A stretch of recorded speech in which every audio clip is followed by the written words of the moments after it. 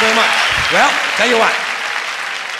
Now, to balance the scale, I'd like to talk about some things that bring us together. Things that point out our similarities instead of our differences. Because that's all you ever hear about in this country is our differences. That's all the media and the politicians are ever talking about, the things that separate us, things that make us different from one another.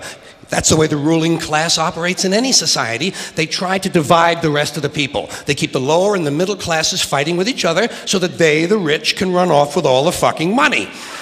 Fairly simple thing, happens to work. You know, anything different, that's what they're going to talk about. Race, religion, ethnic and national background, jobs, income, education, social status, sexuality, anything you can do, keep us fighting with each other so that they can keep going to the bank. You know how I describe the economic and social classes in this country? The upper class keeps all of the money, pays none of the taxes. The middle class pays all of the taxes, does all of the work. The poor are there just to scare the shit out of the middle class. Keep them showing up at those jobs. So stirring up the shit is something I like to do from time to time, but I also like to know that I can come back to these little things we have in common, little universal moments that we share separately, the things that make us the same. They're so small we hardly ever talk about them. Did you ever look at your watch and then you don't know what time it is? And you have to look again, and you still don't know the time. So you look a third time, and somebody says, "What time is it?" You say, "I don't know."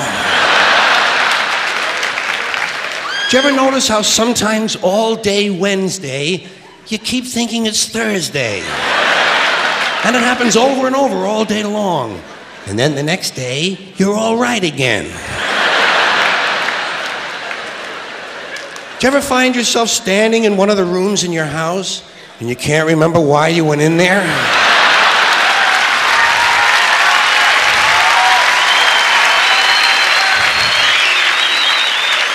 And two words float across your mind: Alzheimer's disease. You ever been talking to yourself and somebody comes in the room and you have to make believe you were singing? And you hope to God the other person really believes there's a song called "What Does She Think I Am?" Some kind of putz? Little experiences we've all had. You ever been sitting in a railroad train in a station and there's another train sitting right next to you and one of them starts to move and you can't tell which one it is?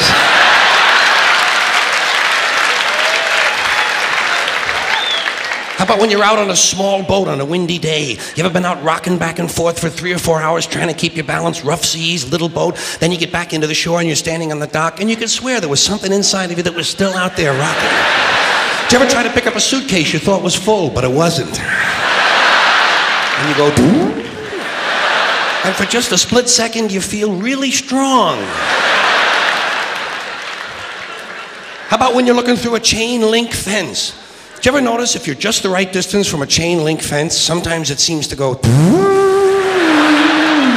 what is that? How do they do that? Did you ever try to tell somebody they have a little bit of dirt on their face? You can never get them to rub the right spot, can you? Say, "You got a little bit of dirt right here." They always go, "Where? Here?" And you just want to slap the bastard.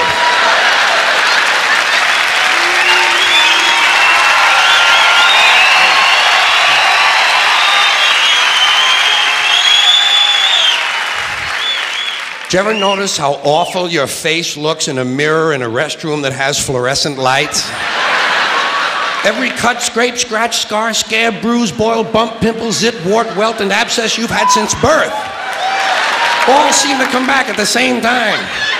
And all you can think of is, "I gotta get the fuck out of here!"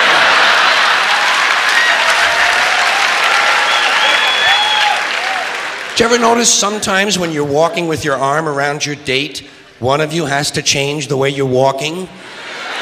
Men and women don't walk the same. One of them has to change. Either the man has to walk like this,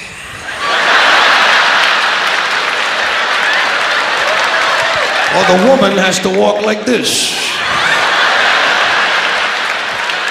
Joey, how are you?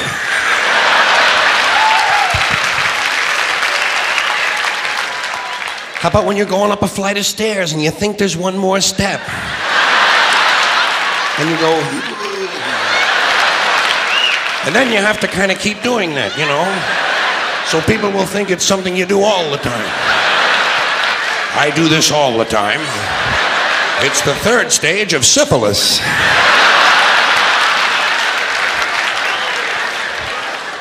Same thing happens when you're going down the stairs.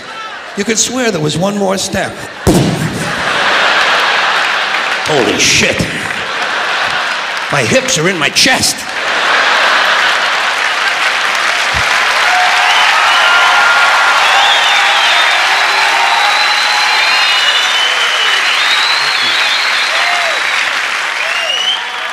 When you drink grapefruit juice in the morning, do you go like this?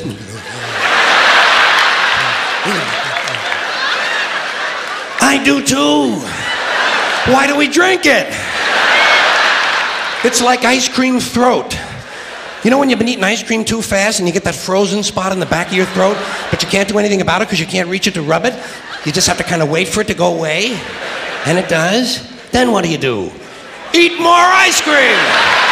What are we, fucking stupid?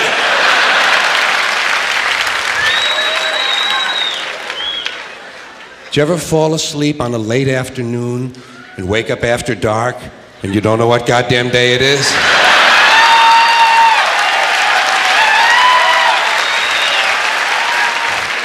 Like when you have your head on the pillow. Do you ever notice when you have your head on the pillow, if you close the bottom eye, the pillow is down there. Then if you switch eyes, the pillow moves up there. Whoa, holy shit, Dave, look at this. The mystery of the moving pillow. I think it's related to the chain link fence mystery myself. Do you ever have to sneeze while you're taking a piss? It's frightening, isn't it? It's frightening because actually you can't do it. It's physically impossible to sneeze while pissing. Your brain won't let it happen. Your brain says, stop pissing! We're going to sneeze now!